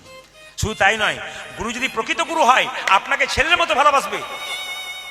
আপনার গুরু আপনাকে যেমন ভালোবাসবে, নিজের ছেলে মেয়েকে সেরকম ভালোবাসবে। তার প্রমাণ কি? নিজের ছেলে যদি, গুরুদেবের ছেলে যদি কলকাতায় বিয়ে হয়েছে বা কলকাতায় মেয়ের বিয়ে হয়েছে, মেয়ের বাড়ি যখন যাবে মিষ্টি নিয়ে যাবে না? জোরে বলুন হ্যাঁ না? জোরে বলুন, নিজের মেয়ে যাবে, মেয়ে বাড়ি যাবে, মিষ্টি নিয়ে যাবে না? আর আপনার বাড়ি যখন আসবে খালি হাতে যাবে, আর ভর্তি করে নিয়ে যাবে। ও গুরু নয়, ও আপনাকে মেয়ে হিসেবে ভালোবাসতে পারে নাই। যখন আপনার বাড়ি আসবে উনিও এক প্যাকেট মিষ্টি আনবেন, তবে তিনি গুরু। আর যে খালি হাতে আসেন, তাহলে বুঝবেন আপনাকে নিজের ছেলের মতো ভালোবাসতে পারে নাই। প্রমাণ তো এইখানে। গুরু কেমন? আপনার বাড়ি খালি হাতে এলো আর ভক্তি করে নিয়ে গেল, না, এ গুরু নয়। গুরু যখন আপনার বাড়িতে বসে থাকবে, তখন আপনাকে শুধুমাত্র গোবিন্দের কথা বলবে, সংসারের কথা বলবে না। তিনি আপনাকে সাধন পথটা যেন পরিষ্কার হয় তার কথা তিনি আপনাকে শোনাবেন, আপনার সমস্যার কথা শুনবেন। তিনি বাবা, তিনি গুরু। মায়েরা, যেই না সুদামা গেছে গুরুদেবের বাড়ি সন্দীপর মুনি বাড়ি, সন্দীপর মুনির একটা মাত্র ছেলে ছিল, তার নাম কি জানেন? মধুমঙ্গল। সে জলে ডুবে মরে গেছে। তার স্ত্রী বলল, ও মা, এ ছেলে সুদামা, তুই যে আমার মধুমঙ্গলের মতো দেখতে। মধুমঙ্গল রূপে আনন্দ করে বাড়িতে নিয়ে এলো। সব ছেলেরা একসঙ্গে চলে এলো, কানা, সুদামা, কানাই, সুদামা, কানাই, কানাই, লোকপুরে আছে, কানাই, সুদামা, কানাই, সুদামা। কানাই। শিক্ষার ওই উদ্দেশ্যে তথাই একত্রিত হইল, শিখার উদ্দেশ্যে তথায় একত্রিত হইল। কৃষ্ণ অনেক বহুদিন পরে সুদামাকে পেরোতো, কি আনন্দ! শিক্ষার ওই উদ্দেশ্যে তথাই একত্রিত হইল। ওজা যে শিক্ষার উদ্দেশ্যে তখন একত্রিত হইল। বহুদিন পরে সুদামা আনন্দ পাইল। আজ বহুদিন পরে সুদামা আনন্দ পাইল। বহুদিন পরে সুদামা আনন্দ পাইল। ওজা যে বহুদিন পরে সুদামা আনন্দ পাইল। আনন্দ আর ধরে না, আনন্দ যা ধরি না, আনন্দ আর ধরে না। ওজা যে আনন্দ আর ধরে না। কৃষ্ণ সুদামার মনে আনন্দ আর ধরে না। বহুদিন পরে সুদামা আনন্দ যা ধরি না। কৃষ্ণ সুদামার মনে আনন্দ আর ধরে না। ওজা যে কৃষ্ণ সুদামার মনে হরি হরি হরি বলে, বহুদিন পরে সুদামা হরি হরি হরি, ওজা যে কৃষ্ণ সুদামার মনে, হরি হরি হরি ওজা যে কৃষ্ণ সুদামার মনে, হরি হরি হরি ওজা যে কৃষ্ণ সুদামার মনে, হরি হরি হরি ওজা যে আনন্দ আর ধরে না। বহুদিন পরে সুদামা আনন্দ পাইল। ওজা যে বহুদিন পরে সুদামা আনন্দ হইল। এইবার প্রমাণ যে করে আমারা। সবাই লক্ষ্য করুন মায়েরা, এইবার বললো যে তোমার যে আমার যে করে আমারা স্বামী করি। এই কি সুদামা, এই সুদামা, কৃষ্ণ বলল তুই আমাকে কেমন ভালোবাসিস রে? সুদামা বলল কানাই রে, পৃথিবীর সব চাইতে তোকে বেশি ভালোবাসি। ওরে কানাই রে, পৃথিবীর সব চাইতে তোকে বেশি ভালোবাসি। বেশি ভালোবাসি, তুই যে আমার প্রাণের বন্ধু। তুই যে আমার প্রাণের বন্ধু। সবাই তাকান, সুদামা যেই না বলেছে তুই আমার প্রাণের বন্ধু, কৃষ্ণ বলল এইটা একটা সুযোগ। সুদামা সকালবেলায় গুরুমানা নারকেলের নাড়ু করছিল, আমার জিভ থেকে জল পড়ছিল, একটা নাড়ু খেলে ভালো হয়। এই দেখ রান্নাঘরে কৌটোর ভেতরে একটা নাড়ু রাখা আছে। সুদামা তুই চুরি করে আনতে পারবি? এই কানাই, আমি জীবনে কোনদিন চুরি করি না, চুরি করতে পারবো না। তুই যে কিছুক্ষণ আগে বললি তুই নাকি আমার প্রাণের বন্ধু, তুই নাকি আমার জন্য প্রাণ দিতে পারিস, তুই কি নাড়ু চুরি করতে পারিস না? না না না, তুই যা বলবি বলবি, আমি চুরি। আমার গুরুমা দেখলে কি বলবে বলতো? কৃষ্ণ বলো তোর কোনো চিন্তা নাই, গুরুমা তো স্নান করতে গেছে আর গুরু বাবা মন্দিরে বসে আছে, আমি আছি পাহারা দিয়ে, তোর কোনো। সুদামা মনে মনে ভাবছে কানাই রে, বিশ্ব ব্রহ্মাণ্ডের মালিক যদি পাহারা দেয় তবে ধরার ক্ষমতা কারো আছে নাকি? বল হরি বল। সে যদি নিজে না ধরিয়ে দেয়, সবাই তাকান, সে যদি নিজে না ধরিয়ে দেয় তবে ধরার কারো ক্ষমতা আছে নাকি? সুদামা বাড়ির ভেতরে ঢুকেছে, পা ফেলে ফেলে রান্নাঘরে একটা একটা করে নাড়ু চুরি করেছে। একটা, দুটো, তিনটে, চারটা, পাঁচটা। হঠাৎ যখন গুরুমা স্নান করেছে, কৃষ্ণ বলল গুরুমা তাকিয়ে দেখো কে তোমার নাড়ু চুরি করছে। গুরুমা, গুরুমা তুমি আমাকে চোর বলো, দেখো তাকিয়ে দেখো কে তোমার নাড়ু চুরি করছে। তাকিয়ে দেখো কে তোমার নাড়ু চুরি করছে। সব কামড়াকে আমি চুরি করি। ওই দেখো তোমার নাড়ু চুরি, ওই দেখো ধরা পড়ে গেছে, ওই দেখো দাঁড়িয়ে আছে চোরের মতো দাঁড়িয়ে আছে। তোমার ওই মত মঙ্গলে ভেবে দেখো দেখো দেখো কেমন তুমি দাঁড়িয়ে আছে, চুরি করছে যাকে দেখো। আশ্রয় আর প্রমাণ ওর হাতে নাড়ু আছে। দিয়েছিলে গুরুমা সেই সুদামা আরে তুমি কাণ্ড দেখো গুরুমা। আমাদের এই জায়গাটার নাম হচ্ছে পুলিননগর, নাকি না কি বলছেন? আচ্ছা বেশ, পুলিননগরে কীর্তন করতে এসছেন, কিছু মনে করবেন না। এক রাজা 4টে প্রশ্ন করেছিল, বলছে যদি কেউ উত্তর দিতে পারে তাহলে পুলিননগরের যে উত্তর দেবে তাকে রাজা করে আমি বৃন্দাবন চলে যাব। বলবো না, বাদ দিয়ে দেবো, বলেই দিই। যদি রাজা হবার চান্স পান তো দেখুন, যদি হয়ে যায় তো হয়ে যাবে। 4টে প্রশ্ন এইদিকে এইদিকে দিকে রাজা বলছে 4টে প্রশ্ন আমি করব, যদি কেউ উত্তর দিতে পারে তাহলে আমি রাজত্ব দিয়ে বৃন্দাবনে চলে যাব। প্রশ্নগুলো বলি। প্রথম প্রশ্ন, ভগবান কোথায় থাকে? দেখুন তো বলতে পারেন কিনা। ভগবান কোথায় থাকে মায়েরা? হ্যাঁ, এখানে হৃদয়। বাহ, আমি খুব খুশি। আপনারা ভুল উত্তর দেন আর ঠিক উত্তর দেন, দেবেন, ভয় খাবেন না। ভগবান কোথায় থাকে? আপনারা যা বললেন হৃদয় মন্দিরে, অন্য জায়গাতে বলে কে বলে এইখানে, কে বলে ওইখানে, কে বলে ওইখানে, কে বলে ওইখানে, যে যেমন পারে আর কি, যাক যেমন যার বুদ্ধি। আচ্ছা, প্রথম প্রশ্ন তাহলে কি হলো? ভগবান কোথায় থাকে নাকি? আর দ্বিতীয় প্রশ্ন, ভগবান কি খায়? এইবার বলুন কি খায়? এইদিকে বলুন ভগবান কি খায়? আম পাকা? ও আচ্ছা আচ্ছা, যা পাই তাই খায় নাকি? আচ্ছা আচ্ছা, বেশ বেশ, উত্তর দিলেন, ভালো করলেন। দ্বিতীয় প্রশ্ন, ভগবান কখন হাসে? বলে এটি বড় জটিল বটে। 2 2 3 হলো ভগবান কখন আসে, আর 4 নম্বর হচ্ছে ভগবানের কাজ কি, কারো জানা আছে কি? এই রাজা প্রশ্ন করেছে, এত পণ্ডিত এলো গেল না যাই তার গোনা, রাজার যেমন প্রশ্ন তেমনি রইল, উত্তর হলো না। কত পণ্ডিত মানুষ, এখানে টোনটা কমে যাচ্ছে, কত পণ্ডিত এলো মায়েরা, সাই সাই ভাবটা কমো, কত পণ্ডিত এলো কিন্তু কেউ উত্তর দিতে পারলো না। আপনারা তো তাও দিলেন, কিন্তু কত পণ্ডিত এলো কেউ উত্তর দিতে পারলো না। এই 4টে প্রশ্নের উত্তর খালি এলো আর গেল, কিচ্ছু উত্তর দেবে, রাজার মনের মতো উত্তর হলো না। এখন মন্ত্রী চারিদিকে ঘুরে বেড়ালো ভালো মানুষ খুঁজে পাওয়ার জন্য, 4টে প্রশ্ন উত্তর দেবে। এই দিয়ে তাকাবেন মায়েরা, মন্ত্রী গালে হাত দিয়ে যখন চিন্তা করতে করতে রাজবাড়িতে প্রবেশ করছে, রাজাকে কি বলবো, কাউকে পেলাম না যে উত্তরগুলো দিতে পারে। যেই না রাজবাড়ি ঢুকতে যাবে, দরজার সামনে দেখতে পেল একটা ভিখারির ছেলে ছেঁড়া জামা কাপড় পরে পোড়া রুটি খাচ্ছে। ও এই যে মন্ত্রী, বলি ভেতরে এত লোক ঢুকছে কেন, রাজার বাড়িতে ভোজ হচ্ছে নাকি? মন্ত্রী বলল ভোজ হলো তো তোর কি গেল? ভিখারির ছেলে বলল পেট ভরে খেতাম। মন্ত্রী বলছে রাজার হলো মনের জ্বালায় বেটা পেটের জ্বালা, শুধু খাবে খাবে। আরে পেট ভরে খাবি, রাজা হয়ে যাবি যদি 4টে প্রশ্নের উত্তর দিবি। ছেলে বললে বলো। মন্ত্রী বলল পড়াশুনো করেছিস? বলে স্কুলের গণ্ডিতে পা দিই নাই। বলছে বেশ বেশ, স্কুলের গণ্ডিতে পা দিস না, তুই পারবি কি করে? ছেলে বলল যেখানে দেখিবে ছাই উড়াইয়া দেখো তাই, পাইলেও পাইতে পারো অমূল্য রতন। আচ্ছা আচ্ছা আচ্ছা, প্রথম প্রশ্ন, ভগবান কোথায় থাকে? ছেলে বলছে এর মতো সহজ উত্তর আর আছে? মন্ত্রীর গালে হাত, কত পণ্ডিত এলো বেটা পারলো না, এই ভিখারি বলে কিনা খুব সহজ। দ্বিতীয় প্রশ্ন, ভগবান কি খায়? বলছে ওটা তো আরো সহজ। এই ভগবান কখন হাসে? বলে ওটা তো আরো জনের মতো সহজ। এই ভগবানের কাজ কি? বলে বলবো নাকি? বলে বলার দরকার নাই, চল রাজার কাছে চল। এখন ভিখারি ছেলেটাকে নিয়ে গিয়ে যেই না রাজার ওখানে কি হচ্ছে, ওখানে কি হচ্ছে? বের করুন বের করুন, অসভ্য কোথাকার, বের করুন বের করুন, কি হচ্ছে ওখানে বের করুন। না না ওখানে নয়, রাজার বাড়িতে, ভিখারিটাকে বলছে ওইখানে। ওই মেয়েটা তো একবার আমার দিকে তাকাচ্ছে না, পেছন দিকে তাকাবে, কোন দিকে খুঁজে পাচ্ছে না। এইদিকে এইদিকে মায়েরা, আসলে ভিখারি ছেলেটা রাজবাড়িতে ঢুকে ছেঁড়া কাপড় পরে, রাজা বলছে কে আছে, অসভ্য কোথাকার, বের কর বের কর বের কর। ছেলে বলো রাজামশাই আপনি 4টে প্রশ্ন করেছিলেন, আমি উত্তর দেবার জন্য এসেছি। তুই কে রে? আমি ভিখারির ছেলে। তুই ভিখারি? কত পণ্ডিত এলো পারল না, তুই পারবি? তুই কেমন ভিখারি?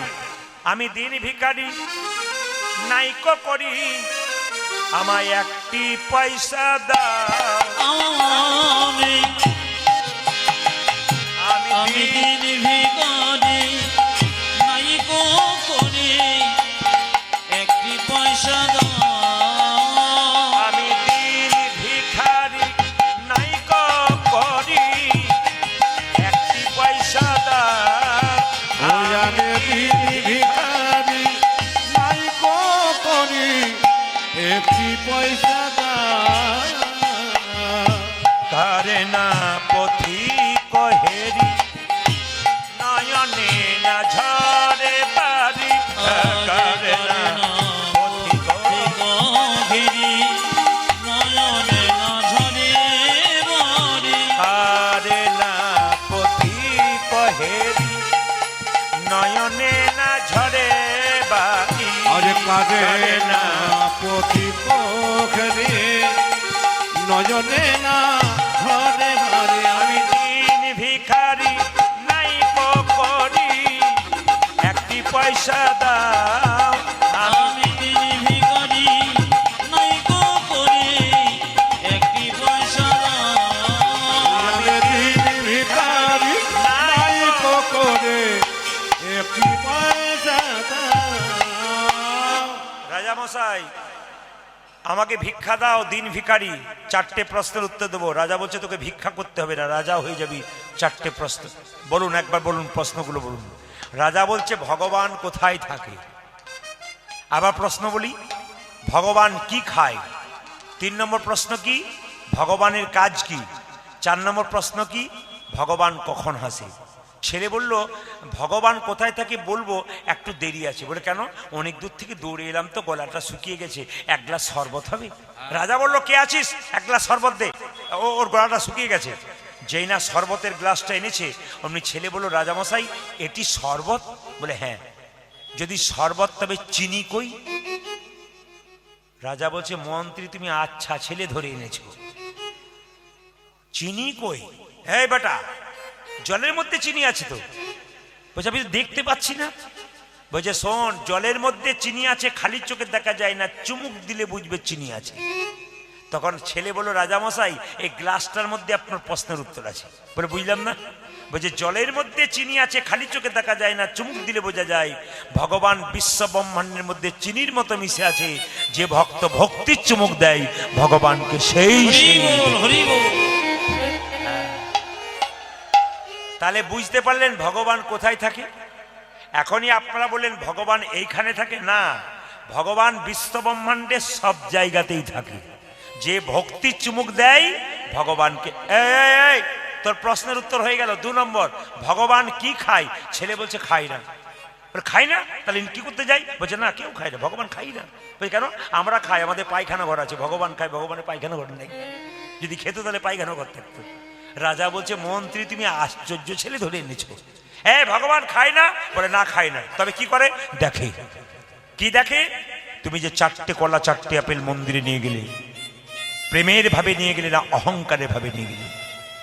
মায়েরা, ভগবান কোনোদিন খায় না। আপনি যে মন্দিরে গেছেন না, প্রেমের ভাব নিয়ে গেছেন না অহংকারে ভাব নিয়ে গেছেন, সেইটি ভগবান খায়। অহংকারটাকে ফেলে দেয়, প্রেমটাকে গ্রহণ করে। এই যে কীর্তন শুনতে এসছেন, মনের মধ্যে কে কি ভাবছেন প্রদীপ পাল জানে না। উনি কিন্তু অন্তর্যামী, উনি জানছেন আপনি কি ভাব নিয়ে এসছেন, আপনার ভেতরে কি ঘুরঘুর করছে, উনি অন্তর্যামী, উনি জানছেন। এই জন্য ভগবান কোনদিন খায় না, শুধু দেখে। ছেলেকে বলল, উত্তর তো ঠিক হয়ে গেছে। 2 নম্বর। 3 নম্বর, ভগবান কখন হাসে? ছেলে বলছে 2 বার হাসে।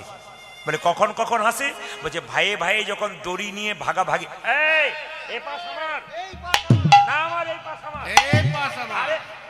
আপনাদের এখানে ভাই ভাই কোনো ঝগড়া নাই? যাক, আপনারা চুপ করে আছেন মানে ঝগড়া নাই নাকি? না। একজন তো আমাকে বললো কতজন মারামারি করে হাসপাতালে ভর্তি হয়ে যায়। মানে সব জায়গাতেই ভাই ভাই ঝগড়া আছে। ভগবান কখন আসে? যখন ভাই ভাই দড়ি নিয়ে এপাশ ওপাশ করে, তখন ভগবান বলে, এপাশ ওপাশ করিস না, এমন টেনে নেব না, তখন বুঝবি মজা। আবার দেখুন ভগবান কখন আসে? 2 বার হাসে।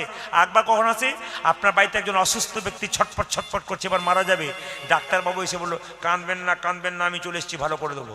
ভগবান বলছে, তোরই বেটা গ্যারান্টি নাই বাড়ি পর্যন্ত যেতে পারবি, এমন হ্যাঁচকা মারবো না বেটা, তুইকে তুলে নেবো, তুই আবার বাঁচাবি বলছিস। ভগবান তখন হাসে। আচ্ছা, শেষ প্রশ্ন, ভগবানের কাজ কি? ছেলে বলল, এটা কিন্তু কথায় উত্তর দেবো না, কাজে দেবো। বলে কেন? সিংহাসন থেকে নেমে আসুন, ভগবানের কাজ বুঝিয়ে দেবো। রাজা বলছে, নামবো কেন? ছেলে বলছে, না নামলে তোমার উত্তরই হবে না। বলছে, না নামবো না। আরে নেমে এসো, নাহলে উত্তর হবে না। রাজা যেই না নেমে এসে নিচে বসেছে, ছেলে গিয়ে সিংহাসনে বসে দিয়েছে। হ্যাঁ, নাম নাম। বলছে, উত্তর হয়ে গেল। বলে কেন? ভগবানের কাজ এই, কাউকে রাজা করা, কাউকে ভিখারি করা। তুমি ছিলে রাজা, আমি ছিলাম ভিখারি, তুমি নিচে নেমে গেলে আমি হলাম রাজা। মায়েরা, আপনাদের কাছে নিবেদন রইল, কাউকে দেখে হাসবেন না, গরিবকে দেখে হাসবেন না, কারণ কে কখন কত উপরে উঠে যাবে এটা আপনি বুঝতে পারবেন না। আপনি ধন নিয়ে অহংকার করছেন, দেখে দিয়ে ধন দেখে মন, কেড়ে নিতে কতক্ষণ। আসুন, আজকে আমরা কি করব? মহাপ্রভু নিতাই চাঁদকে নিয়ে জীবের দ্বারে হরিনাম দিচ্ছে। কিভাবে? অধম পতিত জীবের দ্বারে দ্বারে গিয়া, অধম পতিত জীবের দ্বারে দ্বারে গিয়া, অধম পতিত জীবের দ্বারে দ্বারে, অধম পতিত জীবের দ্বারে দ্বারে গিয়া, মহামন্ত্র হরিনাম দিচ্ছেন বিলাইয়া। আজ মহামন্ত্র হরিনাম দিচ্ছেন বিলাইয়া, ও যে মহামন্ত্র হরিনামে দিচ্ছেন বিলাইয়া, যে মহামন্ত্র হরিনামে দিচ্ছেন বিলাইয়া।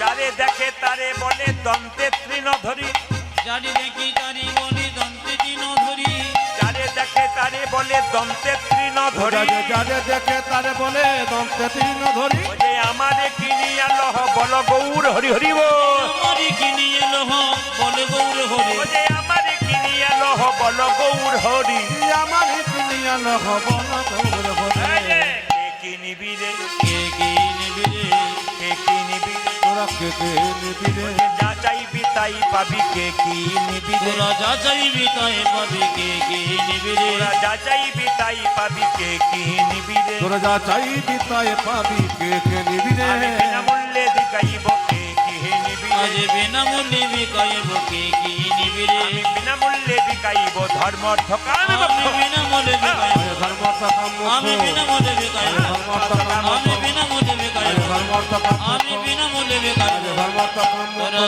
কে কে নিবি আজ আমারি কিনিয়ে লহ বলে গৌর হরি আজ আমারে কিনিয়া লহ বল গৌর হরে এই যে বীজের মধ্যে বৃক্ষ আছে চোখে না যাই দেখা আজ বিচে মতে বেখো যাচ্ছি চোখে না যায় দেখা বীজের মধ্যে বৃক্ষ আছে চোখে না যাই দেখা বীজের মধ্যে বৃক্ষ আছে চোখে না যায় ওই যে দেখা নামের মধ্যে নামি আছে হৃদয় পটে আজ আঁকা নামের মধ্যে নামে আছে হৃদয় বটে ওই যে নামের মধ্যে নামি আছে হৃদয় পটে আঁকা উদা যে নামের মধ্যে নামে আছে হৃদয় বটে আঁকা যেই নামে সেই কৃষ্ণ ভজন নিষ্ঠা করি যেই নামে সেই কৃষ্ণ ভজন নিষ্ঠা করি যেই নামে সেই কৃষ্ণ ভজন নিষ্ঠা করি যেই নামে সেই কৃষ্ণ ভজন নিষ্ঠা করি ওই যে নামের সহিত আছেন আপনি শ্রী হরি আদি নামের সহিত আছে আপন সে হরি ওই যে নামের সহিত আছে আপনি শ্রী উদা হরি যে নামের সহিত আছে না পনি হরে এই যে এক কৃষ্ণ নামে দেখো যত পাপ হরি আজ এক কৃষ্ণ নামে দেখো যত পাপ হরে এক কৃষ্ণ নামে দেখো যত পাপ হরি আরে জয় কৃষ্ণ নামে দেখো যত পাপে ভরে পাপীর সাধনাই তত পাপে করে পাপীর সাধনাই তত পাপ করে পাপীর সাধনাই তত পাপে উদা যে পাপীর সাধনায় তত পাপে করে এক কৃষ্ণ নামে দেখো যত পাপ হরে একজন পাপীর পক্ষে তত পাপ করা সম্ভব নয় বলেছে তাই কখনো হয় আপনি 10-12টা মার্ডার করে দিলেন একবার হরিবল বলে উদ্ধার হয়ে যাবে বলছে না এরপর একটা লাইন আছে হেন কৃষ্ণ নামে যদি লাই বহুবার আজ হেন কৃষ্ণ নামে যদি লয় বহু বাবা হেন কৃষ্ণ নামে যদি লাই বহুবার হেন কৃষ্ণ নামে যদি লয় বহুবার যে দেহেতে না হয় তোমার প্রেমেরও বিস্তার আজ দেখিতে না হয় তোমার প্রেমের বিস্তার দেহেতে না হয় তোমার প্রেমেরও বিস্তার যে দেখতে না হয় তোমার প্রেমের অভিষ্ঠা জানিও সে সেই দেহে অপরাধ প্রচুর জানিও সে সেই দিকে অপরাধী প্রচুর জানিও সে সেই দেহে অপরাধ প্রচুর জানিও সে সেই দেখে অপরাধ প্রচুর কৃষ্ণলতা বীজ তাহে না হয় অঙ্কুর আজ কৃষ্ণলতা বীজ তাহে না হয় অঙ্কুর ও যে কৃষ্ণলতা বীজ তাহে না হয় অঙ্কুর আজ কৃষ্ণলতা বিচিত্তাতে না হয় অঙ্ক আপনার মধ্যে পাপ আছে কিনা আপনি নিজেই বুঝবেন আপনাদের মধ্যে পাপ আছে কিনা নিজেই বুঝবেন কি করে বুঝবেন বলি কীর্তন শুনতে শুনতে যার দেখবেন আনন্দ হবে হরির প্রতি প্রেম জাগবে আকৃষ্ট হবেন জাগবেন তার দেখবেন পাপ নাই আর যার কীর্তন শুনতে শুনতে খালি মনে হবে বেকার এলাম টিভি দেখলে ভালো হতো এই ভাবনা যার হাই তুলবে বারবার যে তুলবে হাই তার মনে হবে বাড়ি যায় বুঝবেন তার পাপ এখন ঘুর ঘুর করছে ভেতরে আপনার তাই মহাপ্রভু বললো যাদের হরিনাম ভালো লাগে না কৃষ্ণ নাম ভালো লাগে না তাদের জন্য কি বললো বারবারে বলবে বারে বারে বলবে মায়েরা জ্বর হলে জিভটা মিষ্টি মিষ্টি লাগে হ্যাঁ যাক প্রণাম আপনাদের আমি যখন বললাম জ্বর হলে জিভটা মিষ্টি মিষ্টি লাগে যেরকম মিষ্টি মিষ্টি লাগে বলবেন তো না কেমন লাগে তেতো লাগে দু একজন তেতো বলেছে আমি যখন বলেছি জ্বর হলে মুখটা মিষ্টি মিষ্টি লাগে বলছে হ্যাঁ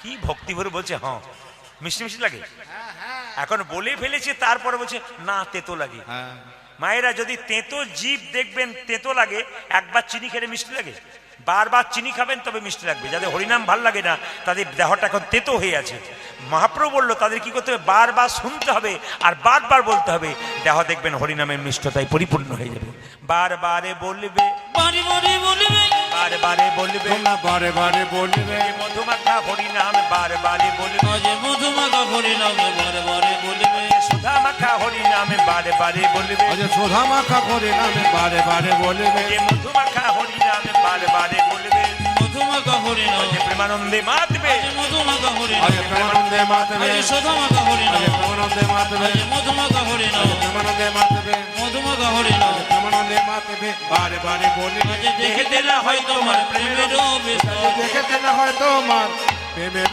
বিস্তার। গতকাল যেখানে গাইছিলাম, যেখানে গ্রাম, সেখান থেকে 2 কিলোমিটার মায়েদেরকে হেঁটে যেতে হচ্ছে। খুব একটা অনুভব করবেন কথাগুলো। এখানে আপনি বাড়ি থেকে আসছেন, তাই আসতে আপনার কষ্ট হচ্ছে, বসতে কষ্ট হচ্ছে। গতকাল আমি জঙ্গিপুরের কাছে গান করছিলাম, মুর্শিদাবাদে। তো মায়েরা 2 কিলোমিটার হেঁটে হেঁটে গেলেন, একবারে মাঠে ফুটবল গ্রাউন্ডে গান হচ্ছে। ওইখান থেকে হেঁটে হেঁটে 2 কিলোমিটার আসছে বাড়ি পর্যন্ত, এত ঠান্ডা হাওয়াতে।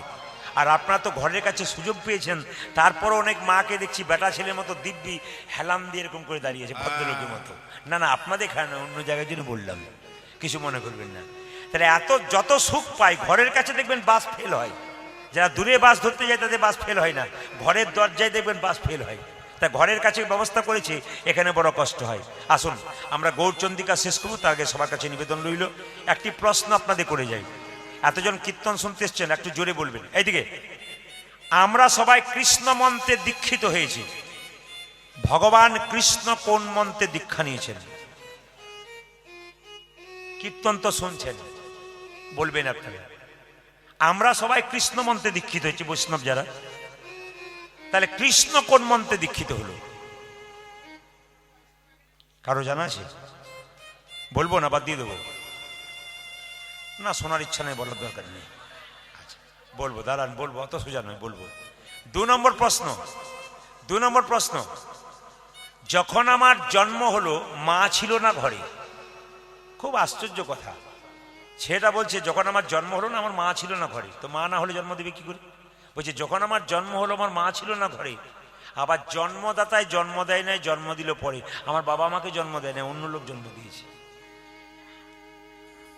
বলবেন আপনারা ব্যক্তিটিকে? হ্যাঁ, একজন কিন্তু উত্তর দিয়ে দিয়েছে। আমি উত্তরটা যখন দিয়েছেন তখন বলেই দিই, রামায়ণ থেকে কথাটা কিন্তু। কুশ, কুশ, লব আর কুশ আছে না, কুশ। একটু প্রমাণ দিয়ে দিই। বলছে রামচন্দ্র যখন 14 বছরের জন্য বনবাসে গেছেন, সীতা তখন বাল্মীকি মুনির আশ্রমে ছিলেন। জোরে বলুন হা না না। বাল্মীকি মুনি বসে আছেন, আর প্রথম সন্তান সীতার হচ্ছে লব। মায়েরা, কুশ কিন্তু লব আর কুশ একসঙ্গে জন্ম নেয়নি, ভালো করে শুনবেন। প্রথম জন্ম কার? লব। লব তখন এইটুকু। বাল্মীকি মুনি আশ্রমে খেলা করছে। সীতা বাল্মীকি মুনি বলছে, বাবা আমি একটু জল নিয়ে আসি সরোবর থেকে, আপনি আমার ছেলেকে একটু দেখবেন। ছেলে যেন অন্যদিকে চলে না যায়। মায়ের তো চিন্তা সবসময় থাকে, ছেলে ওদিকে পালিয়ে যাবে, কোথায় পালিয়ে যাবে, চিন্তা করছে। বাবা একটু দেখবেন আমার ছেলেকে। এখন যেই না ছেলে খেলা করছে, লব খেলা করছে চারিদিকে ঘুরে, আর মা সীতা জল আনতে যাচ্ছে। কিন্তু জল আনতে গেলে কি হবে, যাচ্ছে আর পেছন দিকে তাকাচ্ছে। হঠাৎ তাকিয়ে দেখলো বাল্মীকি মুনি ধ্যানস্থ হয়ে গেল, চোখ মুজে দিয়েছে। আর যখনই চোখ মুজে দিয়েছে মনে মনে ভাবলো তাহলে আমার ছেলে বোধহয় উল্টো পাল্টা জায়গায় চলে যাবে, কিছু গন্ডগোল হয়ে যাবে। সীতা মা কি করেছে, বাল্মীকি মুনি জানতেই পারে নাই, সীতা কাছে এসে কোলে নিয়ে লবকে নিয়ে জল আনতে চলে গেছে। যখনই জল আনতে গেছে সরোবরে, সঙ্গে সঙ্গে সবাই দেখান, যখনই জল আনতে গেছে তখনই বাল্মীকি মুনি যখন ধ্যান ভাঙলো, দেখলো লব নাই। মনে মনে ভাবছে একে তো সীতা জনম দুঃখিনী, একবার 14 বছরের বনবাস, তারপর তার অগ্নি পরীক্ষা, তারপর লক্ষ্য করুন সীতার কি অবস্থা। ছেলে দিয়ে চলে যায়, তাহলে কি অবস্থা হয়, আমি কিভাবে সান্ত্বনা দেবো। তখন তিনি কি করলেন না, কুশ ঘাসকে নিয়ে একটু কোমণ্ডলুর থেকে জল নিয়ে ঠিক লবের মতো একটা ছেলে তৈরি করে দিলেন। এখন সীতা যখন লবকে কোলে নিয়ে আসছে, তখন দেখে বাল্মীকি মুনির কাছে একবার লবের মতো একটা ছেলে খেলা করছে। জিজ্ঞেস করছে, বাবা এ কি দেখছি আমি, এই ছেলে তো আমার, আবার এই তো লবের মতো দেখতে, ছেলে কোথা থেকে এলো? বলছে মা তুই চিন্তা করিস না, ঘটনাটা খুলে বললো। তুই যখন সন্তানকে নিয়ে গেছিস আমি তো জানতেই পারিনি, ভাবলাম তুই কষ্ট পাবি, কাঁদবি, ছেলে চলে যাবে, তাই আমি তোর মতোই লবের মতো একটা ছেলে তৈরি করেছি। বলে এখন আমি কি করব? বলছে ওটা যদি লব হয়, কুশ ঘাস থেকে তৈরি করলাম বলে এই ছেলের নাম হলো কুশ। তাহলে যখন আমার জন্ম হলো মা ছিল না ঘরে, সীতা জল আনতে গিয়েছিল। আর কি সবাই লক্ষ্য করুন, জন্মদাতাই জন্ম দেয়নি, রামচন্দ্র জন্ম দেয়নি, জন্ম দিল পরে, মানে বাল্মীকি মুনি জন্ম দিল। কথাগুলো কি সুন্দর। তাহলে প্রথম প্রশ্ন আপনারা পারেন নাই, ভগবান কৃষ্ণ কোন মন্ত্রে জন্ম দীক্ষিত হয়েছে। শেষ প্রশ্ন একটা বলবো, এটা কিন্তু মায়েদের ভেতরে বারবার বারবার খালি হুশাস করবে, কতক্ষণে শুনতে পারি, না বলাটাই ভালো, এটা বলবো না। তাহলে কীর্তন শোনা আপনাদের বন্ধ হয়ে যাবে, খালি খোঁচাখুচি করবেন, কি নিয়ে যাই কি নিয়ে যাই, মায়েদের মধ্যে গন্ডগোল বাঁধবে। শেষে বলবো আর উত্তর দিয়ে যাবে, এখন বলবো না। না বলবো। এই দেখুন, শুনে নিন, মেয়েরা বিয়ের পরে বাপের বাড়ি থেকে সব কিছু নিয়ে যায়, একটি জিনিস বাড়িতে সব সারা জীবনের জন্য ফেলে যায়, ওটা কি? মেয়েরা বিয়ের পরে সব কিছু নিয়ে চলে যায়, একটা জিনিস বাবার বাড়িতে চিরকাল ফেলে যায়, প্রতিটি মেয়ে, কেউ বাদ নয়, সবাই চলে যায়, এটা কি? মায়া। বাবারে, শ্বশুর বাড়িতে গিয়ে শ্বশুরের প্রতি যত না মায়া থাকে, বাপের প্রতি তত মায়া থাকে। মায়া কি বলছেন আপনি?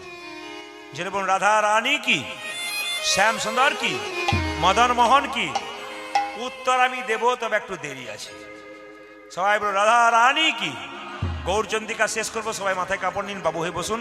আজকে মা কালীর কাছে প্রার্থনা করুন যে প্রভু আমার হৃদয়টাকে নির্মল করো, যেন সমস্ত অন্ধকার আমার দূর হয়। সবাই প্রার্থনা করে নিন। আজকে 41তম বর্ষ, মায়ের কাছে বসে আছেন, সবাই করজোরে বসুন, মায়ের দিকে তাকান, আর মায়ের চোখ মুজে মাকে স্মরণ করুন, আর মাকে বলুন, প্রভু তুমি আমার হৃদয়ে যত ময়লা আছে, তোমার ওই কালো রং কিন্তু আমার ভেতরে অন্ধকার সব দূর করো। সবাই যে যেখানে দাঁড়িয়েছেন, তুমি নির্মল করো করো মঙ্গল করে, মলিন মরে মোছায়ে, তুমি নির্মল করো। গানটা গাইবেন মনে মনে মায়ের কাছে। মলিন মোরে মোছায়ে, তুমি নির্মল করো মঙ্গল করে, মলিন মরে মোছায়ে। ও তুমি নির্মল করো মঙ্গল করে, মলিন মোরে মোছায়ে। ওগো মা, তুমি আমার ভেতরে যত ময়লা আছে সব দূর করে দাও। আমার ভেতরে যে কামনা বাসনার ময়লা, বারবার হিংসার ময়লা, বিভেদের ময়লা, বিবাদের ময়লা, ওগো মা তুমি সব দূর করে দাও। তুমি নির্মল করো মঙ্গল করে, মলিন মর্ম মোছায়ে। তুমি নির্মল করো মঙ্গল করে, মলিন মোরে মোছায়ে। পূর্ণ কিরণে লয়ে যাক মোর মহাকালী মা খোঁচায়ে, মলিন মর্ম মোছায়ে। তুমি উলধ্বনি মায়েরা, উলধ্বনি।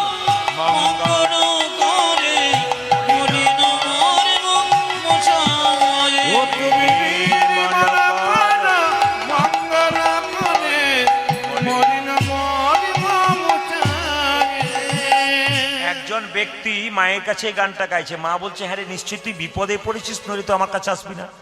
আচ্ছা, কিছু মনে করবেন না, যখন আপনার শরীরে ক্ষমতা থাকে, গাড়ি বাড়ি টাকা পয়সা থাকে, অহংকার তখন থাকে, তখন নিজেকে ডোন্ট কেয়ার, কাউকে কিচ্ছু মনে করেন না, আপনি নিজে শের। কিন্তু যখনই শরীরে ক্ষমতা শেষ হয়ে যায়, তখন ভগবানের চরণে এসে পড়েন। ভগবান বলছে, কি জন্য তুই এসছিস? নিশ্চয়ই বিপদে পড়েছিস। মায়েরা দেখবেন, যতক্ষণ চাপা কলে জল থাকে, আপনাকে ওই জল আনতে যান না, জল যখন শেষ হয়ে যায়, তখন চাপা কলে জল আনতে যাই না। ক্ষমতা যতক্ষণ থাকে ভগবানকে ডাকতে যায় না, ক্ষমতা শেষ হয়ে গেলেই ভগবানকে ডাকতে যায়। সঙ্গে সঙ্গে ভগবান বলছে, নিশ্চয় বিপদে পড়েছিস? বলছে, হ্যাঁ বিপদে পড়েছি। কি বিপদ? লক্ষ শূন্য লক্ষ বাসনা ছুটিছে গভীর আধারে, জানি না কখন ডুবে যাবে কোন অকুল করল পাথারে। তুমি লক্ষ শোনো লক্ষ বাসনা ছুটিছি গভীর আধারে, জানি না কখন ডুবে যাবে কোন অকুল গরল পাথারে। কি সুন্দর অর্থ, কি সুন্দর অর্থ। লক্ষ শূন্য লক্ষ বাসনা। একটু ভাববেন, মায়ের কাছে মন্দিরে এলেন, লক্ষ শূন্য লক্ষ বাসনা। হে মা, আমার মেয়ের 22 বছর বয়স, একটি ভালো পাত্র জোগাড় করে দে মা। হে মা, জোগাড় করে দে, মায়ের কাছে বলছেন না? ছেলের চাকরি হয় নাই, হে মা, ছেলের যদি চাকরি হয় কিছু একটা তোকে দেবো, না দিলে কিন্তু চান্স নাই, দিলে কিন্তু তোকে দেবো। মাকে বলছেন, লক্ষ লক্ষ বাসনা, এই দাও সেই দাও, গাড়ি দাও বাড়ি দাও, কিন্তু মায়ের মন্দির ফেটে যে মায়ের মাথায় জল পড়ছে, সেই দিকে আমাদের লক্ষ্য নাই। আপনি যে মালিকের কাছে কাজ করবেন, মালিক কি শুধু আপনার কথা ভাববে? আপনি মালিকের কথা ভাববেন? যে ভগবানের অধীনে আপনি এখানে বেঁচে আছেন, আপনি ভাবছেন ভগবান আপনার কথা ভাববে, আপনি ভগবানের কথা ভাববেন না। তাই লক্ষ্য শূন্য, তোমার প্রতি লক্ষ্য নাই, লক্ষ লক্ষ বাসনা, গাড়ি বাড়ি টাকা পয়সা সব দাও।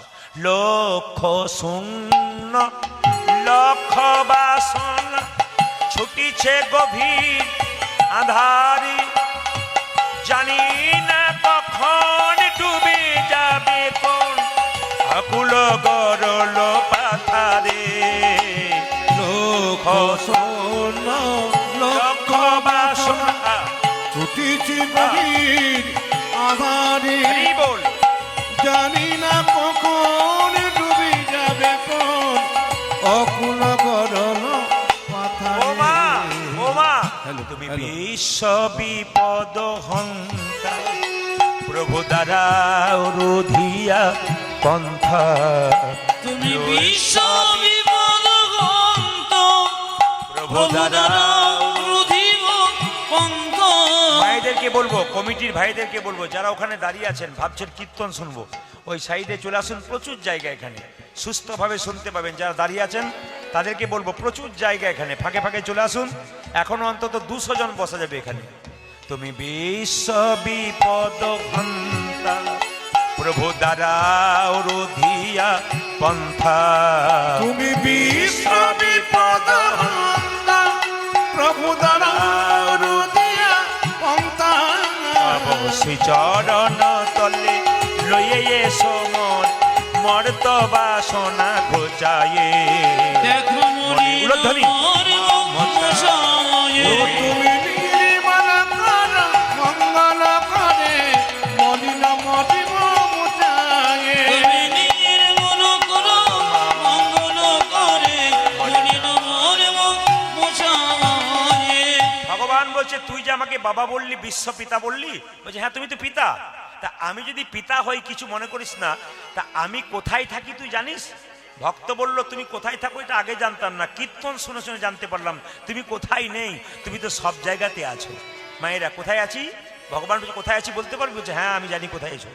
আছো অনলয় নীলে চিরনভ নীলে, উদার সলিলে গহনে আছো বিটপিলতাই, জলদের গাই শশিতার কাই তপনে।